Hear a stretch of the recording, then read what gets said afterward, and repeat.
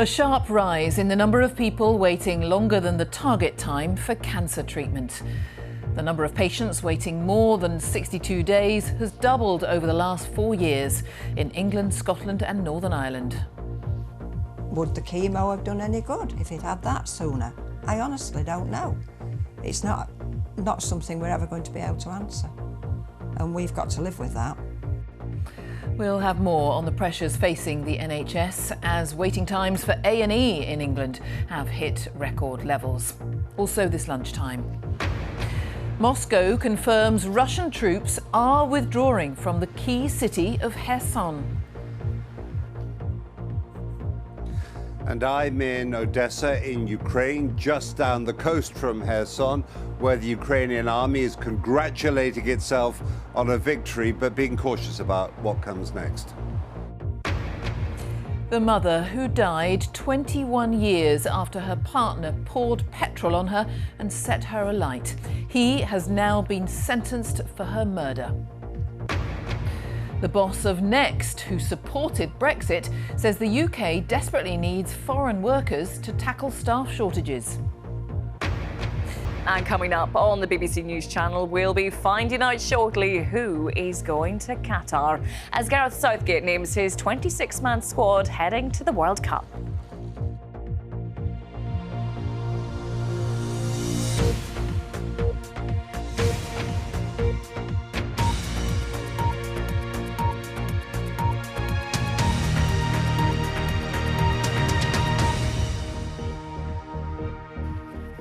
Hello, good afternoon. Welcome to the BBC News at 1.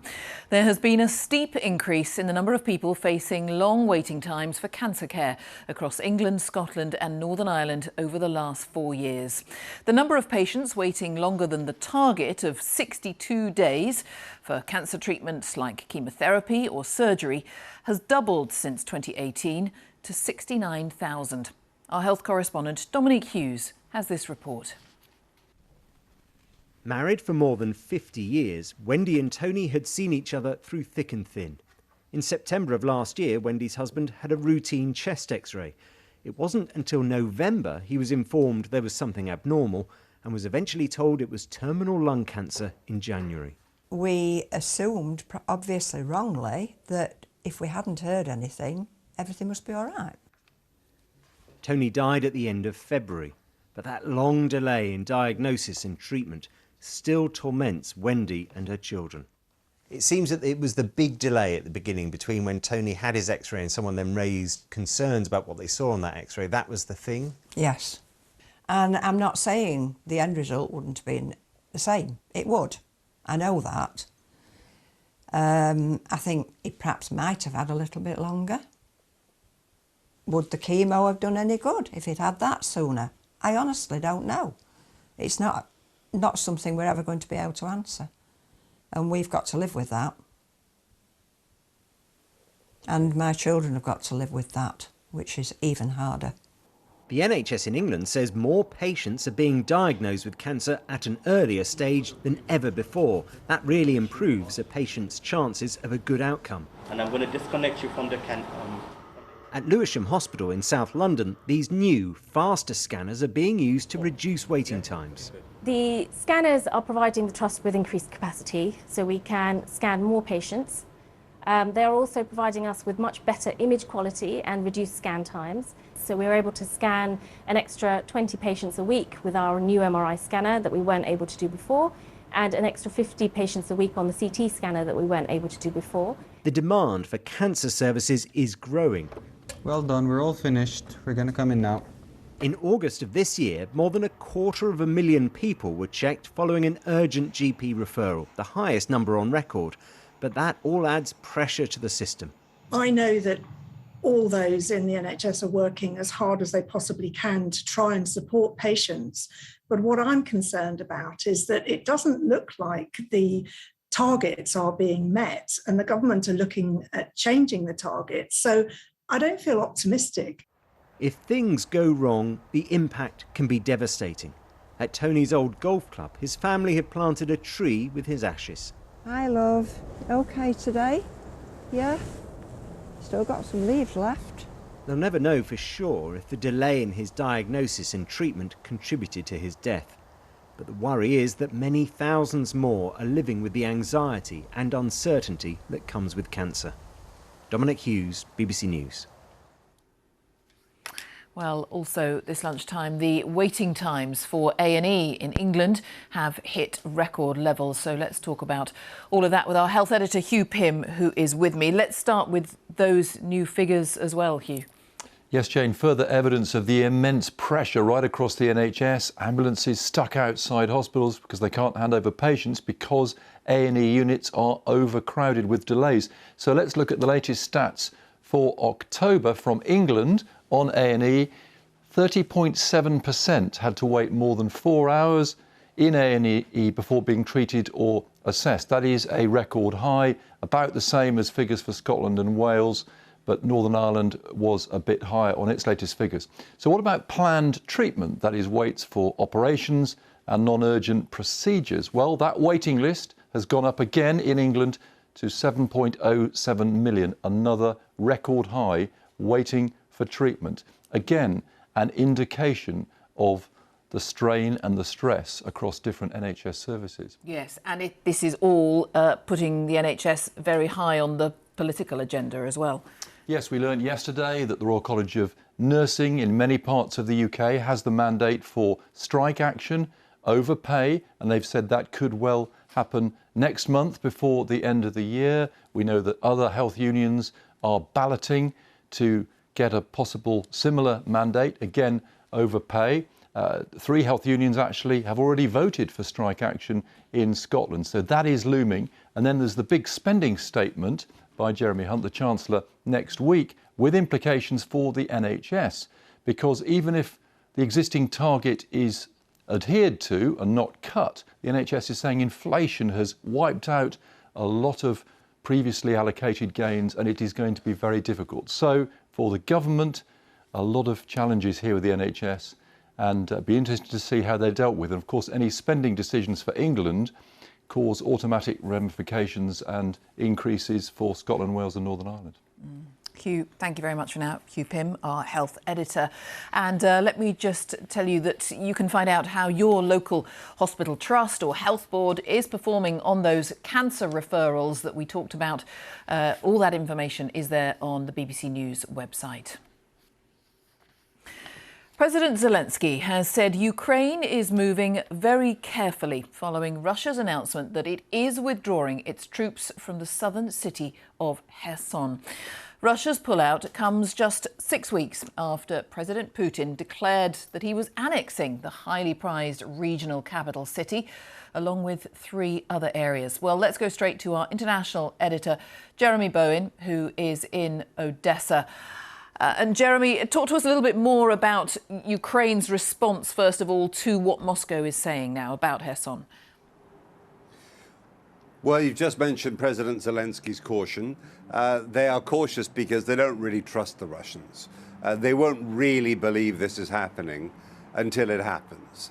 And then, of course, they'll advance very cautiously because they'll be very worried about booby traps, mines, about surprises like that the Russians might have left behind them. But, you know, as well as that, what the Ukrainians are saying is, make no mistake, this is happening because of the military pressure that we, the Ukrainians, are putting them under.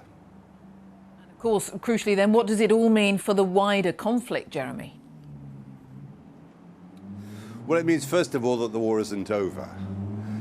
In a strange kind of way, while this is a serious defeat for the Russians having to pull back, because the plan was originally that once they got to Kherson, they could push further down the Black Sea coast and perhaps even threaten this city, Odessa, the one that I'm in, and therefore control most of Ukraine's access to the sea. Now, that hasn't happened, but the defeat is something they've now effectively accepted publicly.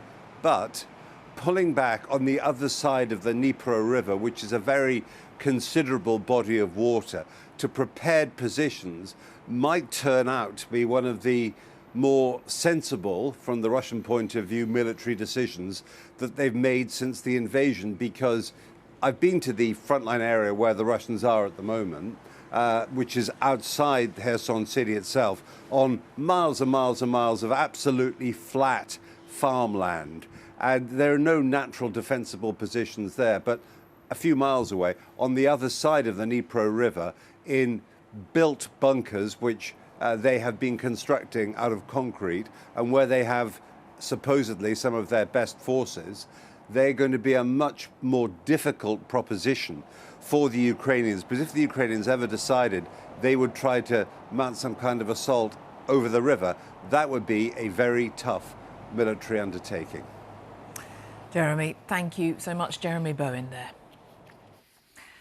Here, a man has been sentenced to an additional 15 years in prison for murdering his partner, who died 21 years after he doused her in petrol and set her on fire.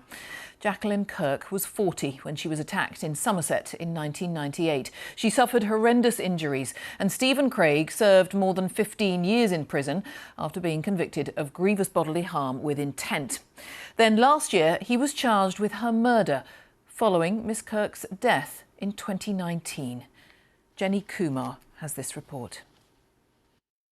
I looked down, and when I looked down, I just went up. Jacqueline Kirk spoke to the BBC 20 years ago about her horrific attack. Badly burnt, she spent 9 months in hospital following the incident. She needed a tube in her windpipe to breathe, and it affected her speech. People are shocked, and that's what they see is that. They don't see me. Jacqueline Kirk's ex-partner Stephen Craig poured petrol over her in 1998. He set her on fire in this car park in Weston-super-Mare. He's said to have been inspired by a scene in the film Reservoir Dogs. Today, more than 20 years after that attack, Craig was sentenced for murder. There is no doubt that you planned and intended to engage in a gratuitous, deliberate and monstrous attack on Jackie during that road trip, with whatever means at your disposal, and to intimidate her psychologically to cause maximum physical and mental pain over a period of days. Her daughter says despite her injuries, she remained resilient and determined to live a full life. She was a fighter. She always kind of beat the odds. She was very, very stubborn. Most people would describe her as stubborn, and that's normally seen as a very negative thing, but for her it's a very positive thing. Jacqueline Kirk, who you were convicted for, obviously GBH. Craig was convicted for GBH for the attack in 2000 and released from prison on licence 3 years ago. Today's ruling means he'll now serve an additional 15 years for murder. She died from her injuries? Yes. Which now makes me responsible for murder? That's right, yeah. During the trial, the court heard conflicting medical evidence. But the jury agreed with experts like her consultant Tim Cook, who said that injuries to her airway and torso were partly responsible for her diaphragm rupturing, and that doctors felt that her condition was too high risk to operate. This is Jacqueline Kirk before the attack. Her family say although she died decades later because of her injuries, she herself was not defeated by the crime. They remember her as strong-willed, rebellious and witty. Jenny Kumar, BBC News. The boss of the high street fashion chain Next is urging the government to let more foreign workers into the UK to help ease labour shortages. Lord Wolfson, who was a prominent supporter of Brexit, says the UK's current immigration policy is crippling growth. Well, he's been talking to our business editor, Simon Jack, who is with me. Is this surprising, coming from him in particular? In some ways, yes, he was a prominent supporter of Brexit, in the minority of big business people who were. But he was very clear to me that this, on immigration grounds, is not the Brexit he voted for. He said the government is deeply divided about whether it's Fortress Britain pulling up the drawbridge or whether it wants to be a more open nation where the economy can get in the supply of labour it needs. But he said the current system isn't working. Here's what he said. We have got people queuing up to come to this country to pick crops that are rotting in fields, to work in warehouses that otherwise wouldn't be operable, and we're not letting them in. And we have to take a different approach to economically productive migration. You know, we have to control immigration, but we have to control it in such a way that benefits our economy rather than cripples it. and he has a solution. He wants to introduce a system where a business can decide if it needs a foreign worker, it would pay a 10% visa tax, if you like, of 10% of their salary, pay them the same as they're paying the UK workers. That way, businesses would only do that if they really couldn't find someone from the UK. Put this to the Home Office. They said they were delivering on their promise to take back control of their borders, to deliver the best and brightest, and there was a system to bring in skilled workers. Some would say that it's not brain surgeons we need, it's people to pull pints in hospitality and people to pick vegetables, like you said, and that, as things stand, said Lord Wolfson, is constraining the growth of the economy. All right, thank you, Simon Jack. The time is 1:15. Our top story this lunchtime. The number of cancer patients waiting longer than the target time for their treatment has doubled in 4 years. And coming up, we'll find out who will make the England men's squad for the Football World Cup. Coming up on the BBC News Channel, England's... Remembrance Sunday, when we reflect on the sacrifice of those who fought for Britain's freedom, is this weekend. And as each year passes, fewer of the men and women who helped to win the Second World War are alive to tell their stories. Veterans like Bernard Morgan, who was the youngest RAF sergeant to storm the beaches of Normandy during the D-Day landings. Our correspondent John Maguire has been to meet him. Almost 80 years since he stormed the beaches on D-Day, and Bernard Morgan not only still has the battle dress he wore that day, it still fits him. As a young sergeant in the RAF, he was a code and cipher operative, translating secret orders, and was ashore in Normandy as part of a small signals team. When we landed, it was sad to see all the dead soldiers lying on the beach. Of course, whilst we were there, the enemy were coming over with low-flying aircraft. So what we did, we jumped in a ditch at the side. When they gone, we got out. And there were blankets in this ditch. We lifted the blankets up, dead humans there. He's been back to Normandy for anniversaries and memorials. And I always go to the graves where the 3 wireless ops are buried.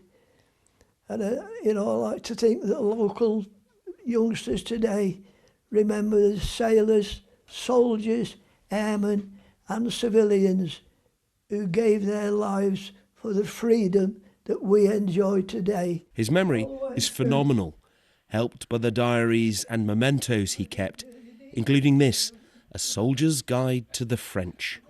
French women, both young and old, are far from shy.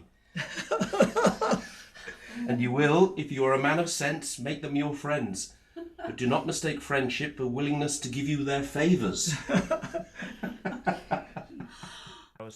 And among his extraordinary collection, a message sent to troops announcing the end of the war in Europe.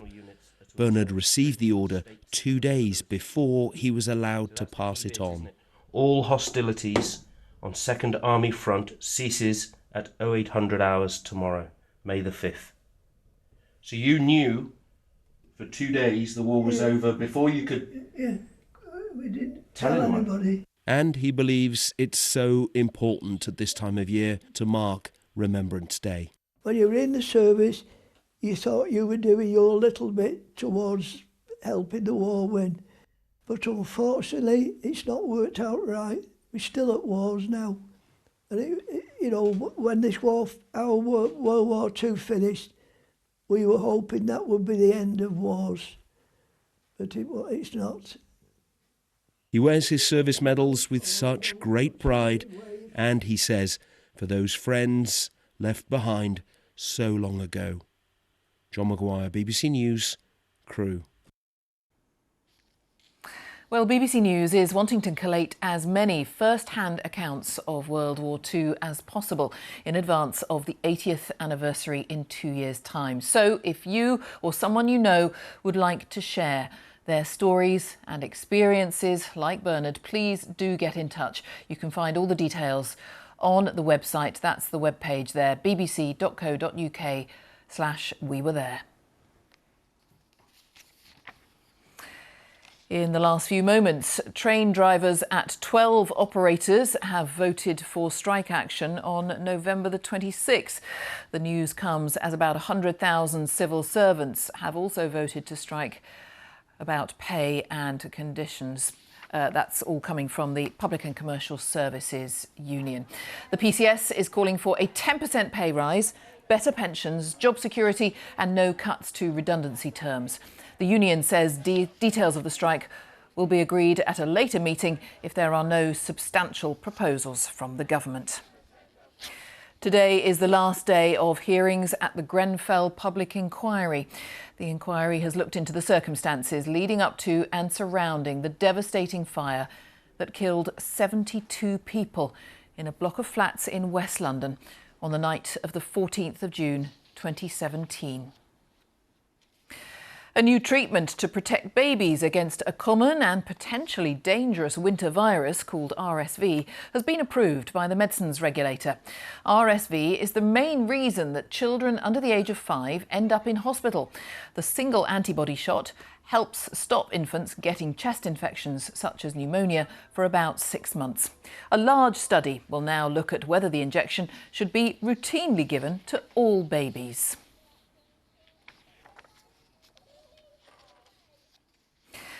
A prominent Iranian actress has posted an image of herself on Instagram without a headscarf to signal solidarity with continuing anti-government demonstrations in the country. Taraneh Alidoosti, best known for her role in the Oscar-winning film The Salesman, held a sign reading "Woman, Life, Freedom" in Kurdish, a common rallying cry among protesters. The US President Joe Biden has signalled his intention to run for office again in 2024 after his party, the Democrats, performed better than expected in the midterm elections on Tuesday. Despite that, the Democrats have taken a hit from their Republican opponents and are expected to lose control of the lower chamber of Congress, the House of Representatives, with some results still to be announced. Our North America correspondent Nomia Iqbal sent us the latest from Washington. America woke up to its latest reality. It still doesn't know who won the midterm elections. Hey, buddy, Joe Biden, congratulations, man. Congratulations. President Biden looked relieved. The so-called red wave didn't happen. It had been predicted the Republicans would dominate. He rang up winning Democrats to say congratulations. Congratulations. I'm so excited for you. Good afternoon. Back in a suit and tie, President Biden addressed the media. And it was a good day, I think, for democracy. And I think it was a good day for America. Pennsylvania gave him his biggest win. The hoodie-wearing stroke survivor John Fetterman beat the TV celebrity Dr. Mehmet Oz. He was backed by Donald Trump. Many of Mr. Trump's other candidates lost, suggesting his power over the party may be diminishing and strengthening in the hands of another Republican, rising conservative star Ron DeSantis, who secured the governor race in Florida. The people have delivered their verdict. Freedom is here to stay. The race for the Senate has come down to 3 states, including the state of Georgia. We won't know the result of that until December. But Republicans look set to take the House, which could impact President Biden's ability to get laws passed. And let me say this. Regardless of what the final tally in these elections show, and there's still some counting going on, I'm prepared to work with my Republican colleagues. But will the Republicans work with him? It's likely that Mr. Biden will run for the White House again, but it's very unlikely that his opponents will help make the rest of his term successful as they focus on winning the presidency in 2024. Nomia Iqbal, BBC News, Washington. Well, let's get the latest from our correspondent in Washington, Barbara Plett-Usher. So, still waiting for some results. Barbara, just give us a sense, a reminder of timescale and, of course, crucially, what it means if ultimately the House does go Republican.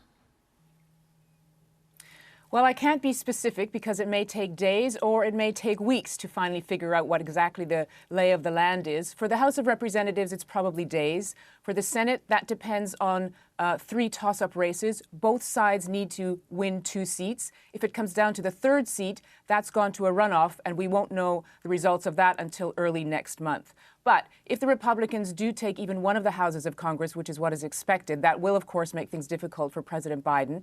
He has said that he is going to focus on defending those policies which the Democrats have already passed. So that's on climate change and infrastructure and health care. And he said he's going to veto any attempts by Republicans to roll them back. He's also going to be fighting to maintain current levels of aid to Ukraine. There's really only a few things that have to get done, and one of them is funding the government. And Mr. Biden said he expected that to be a bipartisan effort, of course, because it has to be. But I think a lot of the battles are going to be around that. He will maybe have some room to maneuver, because if the Republicans do win, they're going to have a very narrow majority. So they're going to be having a lot of internal battles, especially because so many of the candidates that ran are on the hard right. But they have made very clear that they want to launch a flurry of investigations into Mr. Biden and into his administration. So that is definitely going to raise the temperature on the Hill. White House aides have been planning for that for several months. And Mr. Biden, in effect, last night said, good luck to them. He's also made clear, as you saw, that he is still considering running for president. The other big name, of course, is Donald Trump. He was hoping to launch a presidential bid off the back of the midterms, but because of the disappointing results, because he backed candidates that lost, there's a questioning now amongst Republicans whether that's such a great idea and whether he should at least delay any announcement he might have until we know the final outcome of the race for the Senate. Barbara, thanks very much. Barbara Plett-Usher there with the latest in Washington, D.C. Now to the cricket, and England have reached the T20 World Cup final in spectacular fashion. They thrashed India by 10 wickets in Adelaide, winning with 4 overs to spare. They'll face Pakistan in the final on Sunday. Our sports correspondent Jo Wilson was watching. The Adelaide Oval is a striking example of modern cricket architecture. For some of the most celebrated modern cricketers, India were expected to hit sixes, but in fact, they struggled. Missing their fastest bowler, the unfit Mark Wood, England clung on to everything. And has it been taken? It has! Adil Rashid's catch to dismiss Virat Kohli added up to 168. So England's batters, chasing the final under the most intense Hale set the pace with his sixes, and England never slowed. Jos Buttler joined in. England were playing. Important to enjoy this. It's a brilliant performance. Now we can sort of reflect on this and enjoy it, and of course we know there's one big dance to go. The finals on Sunday against Pakistan. England are playing like champions. Jo Wilson, BBC News. Well, we will find out in the next hour the England squad for the Men's Football World Cup. The tournament begins in 10 days' time, of course, but the host Qatar has been dogged by persistent criticism because of its stance on same-sex relationships and its human rights record. Alex Howell is at the English FA's National Football Centre, St George's Park, so we'll get more details very soon, Alex. Yes, we will. They will get some details, like you say, coming in the next 45 minutes. There's been a lot of controversy, hasn't there, around this tournament and the awarding of it to Qatar 12 years ago.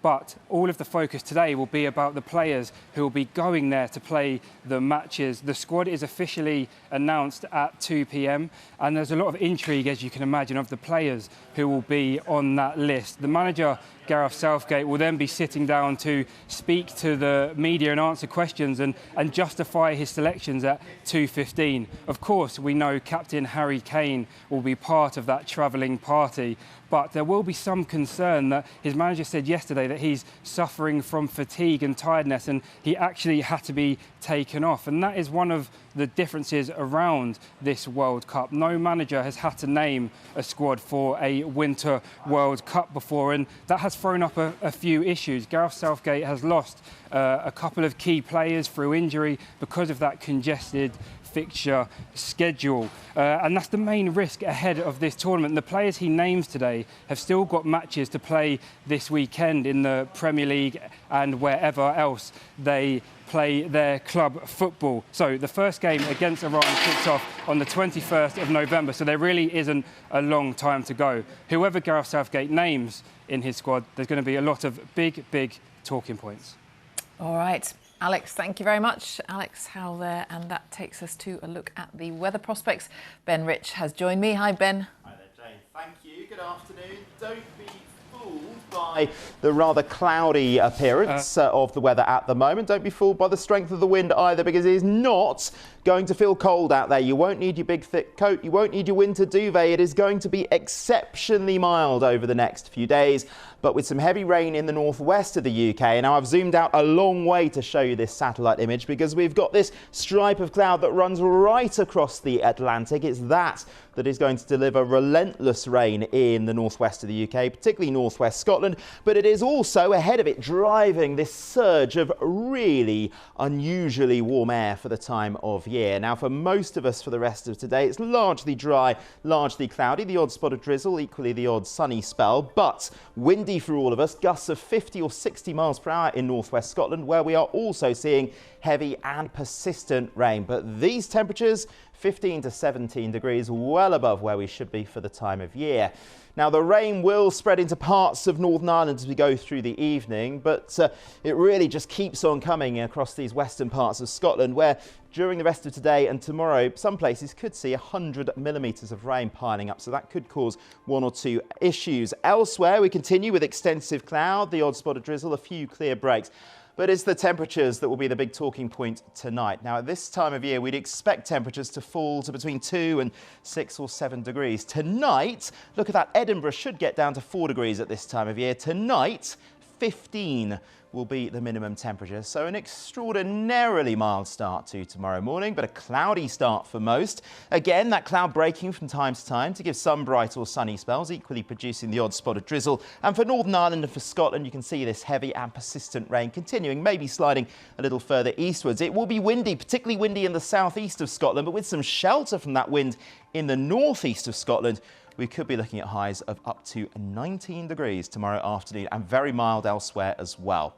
Now, on Saturday, the winds will be a little bit lighter. Could start off with some fog patches in the south. Those should clear. And for England and Wales, we should see a bit more in the way of sunshine. More cloud for Northern Ireland and Scotland. Still some rain falling in the far northwest. Temperatures maybe a little lower in the north, but down to the south still up to around 18 degrees. On Sunday, we stick with that very mild feel. It's going to be dry for most. But into next week, it turns wetter, it turns windier across the board, but those temperatures slowly dropping to something closer to what we should be used to at this time of year. Jane. All right, Ben, thank you. Ben Rich. And just a reminder of our top story this lunchtime. The number of cancer patients waiting longer than the target time of 62 days for treatment has doubled in 4 years. Would the chemo have done any good if it had that sooner? I honestly don't know. It's not something we're ever going to be able to answer. And we've got to live with that. And that's it from the news at 1 for today. On BBC One, we will join our news teams wherever you are. Have a good afternoon. Bye-bye.